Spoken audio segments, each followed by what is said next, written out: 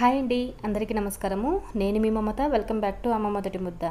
ఈరోజు వీడియోలో అప్పుడే వస్తున్న లేత చింతకాయలతో పప్పుచారు ఎలా తయారు చేసుకోవాలో చూపిస్తాను. రియల్లీ చాలా టేస్టీగా ఉంటుంది. తప్పకుండా మీరు ట్రై చేయండి. చింతకాయలు కనుక ఇప్పుడు లేతవి కనుక దొరికితే తప్పకుండా ట్రై చేయండి. టేస్ట్ రియల్లీ చాలా బాగుంటుంది. కారకారంగా పుల్లగా చాలా టేస్టీగా ఉంటుంది. తప్పకుండా ట్రై చేయండి.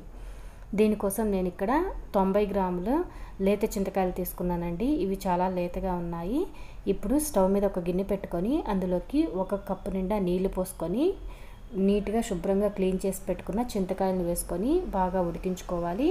ఇది 10-15 నిమిషాల్లో మనకి చింతకాయలు అనేవి బాగా ఉడికిపోతాయండి. హై ఫ్లేమ్లోనే పెట్టుకున్నాము. 10 నిమిషాలకి చూస్తున్నారు కదా, ఇలా పొట్టు అనేది విడిపోతుంది. లోపల గుజ్జు మాత్రం బాగా ఉడికిపోతుంది. చూస్తున్నారు కదా, ఉడికితే ఇలా వస్తుంది. పైన పొంగ అనేది వస్తుంది. పైన పెంక అనేది ఉంది కదా, అది పూర్తిగా విడిపోతుంది. ఇలా అయిన తర్వాత ఇప్పుడు స్టవ్ ఆఫ్ చేసేసుకొని దీన్ని పూర్తిగా చల్లార్చుకోవాలి. ఇది చల్లారే లోపల మనం కందిపప్పుని ఉడికించుకున్నాము. అందుకోసం ఒక కుక్కర్ తీసుకొని అందులోకి ఒక చిన్న కప్పు కందిపప్పు తీసుకుంటున్నాను. ఇక్కడ నేను 130 గ్రామ్స్ కందిపప్పు తీసుకున్నానండి. పప్పుని శుభ్రంగా 2 సార్లు కడుక్కున్న తర్వాత ఇప్పుడు ఇందులోకి మనం ఏ కప్పుతో అయితే కందిపప్పు తీసుకున్నామో అదే కప్పుతో 2 కప్పుల దాకా నీళ్ళు అనేది పోసుకోవాలి. పప్పు నానబెట్టుకుంటే 2 కప్పుల నీళ్ళు అనేవి సరిపోతాయి. ఒకవేళ పప్పు నానబెట్టలేదు అనుకుంటే 2 నుంచి 2.5 కప్పుల దాకా నీళ్ళు అనేది పోసుకోవాలి. ఇందులోకి 1/2 టీ స్పూన్ పసుపు వేసేసుకొని మొత్తం బాగా కలిపేసేసి మూత పెట్టి ఒక అరగంట సేపు నానబెట్టుకొని ఆ తర్వాత హై ఫ్లేమ్లోనే 4-5 విజిల్స్ వచ్చేంత వరకు ఉడికించుకోవాలి.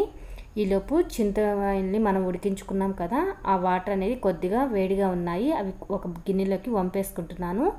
ఇప్పుడు దీంట్లోకి 1 కప్పు దాకా చల్లనీళ్ళు అనేది పోసేసుకొని మొత్తం మనం చింతపండు అయితే ఎలాగా పిసుకుతామో ఆ విధంగా పిసికేసి గుజ్జునంతా ఒక దాంట్లో తీసుకోవాలి. చూస్తున్నారు కదా, మనం చింతపండు నీళ్ళు అయితే ఎలా తీస్తామో సేమ్ అదే విధంగా మనము ఈ పిప్ అనేది పడేసుకోవాలి. ఇలా వడకట్టేసుకున్న తర్వాత దీన్ని పక్కన పెట్టేసుకోవాలి. ఇది మరీ చిక్కగా లేదు, అలా అని మరీ పలచగా లేదు. ఈ విధంగా ఉంటే సరిపోతుంది. మనం మళ్ళీ పోపు వేసుకొని పప్పు కలిపిన తర్వాత మనము కావాల్సి ఉంటే నీళ్ళు అనేది యాడ్ చేసుకోవచ్చు. 130 గ్రామ్స్ కందిపప్పుకి కరెక్ట్గా 80 గ్రామ్స్ ఆర్ 90 గ్రామ్స్ చింతకాయలు అయితే కరెక్ట్గా సరిపోతాయండి. పులుపు కూడా కరెక్ట్గా ఉంటుంది. మరీ ఎక్కువ పుల్లగా ఉన్న టేస్ట్ అంత బాగుండదు. పప్పు బాగా ఉడికిపోయిన తర్వాత దీన్ని పప్పు గుత్తితో మెత్తగా మెదుపుకొని దీన్ని పక్కన పెట్టేసుకోవాలి. ఇప్పుడు స్టవ్ మీద ఒక గిన్నె పెట్టుకొని అందులోకి 1 టేబుల్ స్పూన్ ఆయిల్ వేసుకొని హీట్ చేసుకున్న తర్వాత 1/2 టీ స్పూన్ మెంతులు, 1/2 టీ స్పూన్ ఆవాలు, 1/2 టీ స్పూన్ జీలకర్ర ఇవన్నీ వేసుకొని పోపు కొద్దిగా చిటపటలాడేంత వరకు వేయించుకున్న తర్వాత ఇప్పుడు ఇందులోకి కొద్దిగా కరివేపాకు, 3 లేదా 4 పచ్చిమిర్చి చీలికలు, 1 మీడియం సైజు ఉల్లిపాయ తరుగు వేసుకొని ఉల్లిపాయలు కొద్దిగా పచ్చివాసన పోయేంత వరకు వేయించుకోవాలి. పోపు కూడా నేను ఇప్పుడే వేసేస్తున్నాను.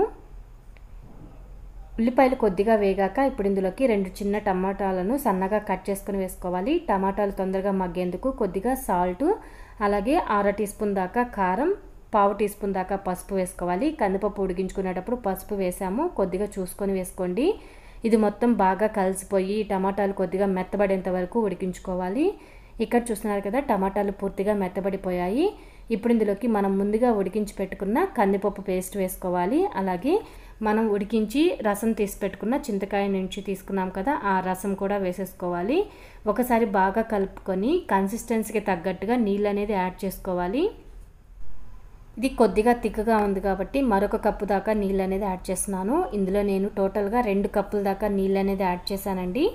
మీరు చూసుకొని వేసుకోండి. నీళ్ళు తిక్కగా కావాలి అనుకుంటే కొంచెం తిక్కగా, అలాగే రుచికి సరిపడా సాల్ట్, అలాగే 2 చిటికెళ్ళ ఇంగువ అనేది వేస్తున్నాను. పోపులో వేయలేదు, పోపులో వేస్తే మాడిపోతుందని ఇప్పుడు వేస్తున్నాను. మంటని హై ఫ్లేమ్లో పెట్టుకొని 2-3 పొంగులు వచ్చేంత వరకు బాగా తెరలనివ్వాలి. ఇలా బాగా తెరలిన తర్వాత ఇప్పుడు స్టవ్ ఆఫ్ చేసేసుకొని కావాలనుకుంటే కొద్దిగా కొత్తిమీర చల్లుకొని సర్వింగ్ బౌల్లో తీసుకొని వేడివేడి అన్నంలోకి సర్వ్ చేసుకుంటే చాలా టేస్టీగా ఉంటుంది. ఈ వీడియో నచ్చితే ప్లీజ్ లైక్ చేయండి. ఛానల్ ఇంకా సబ్స్క్రైబ్ చేసుకోకపోతే సబ్స్క్రైబ్ చేసుకోండి. Thank you.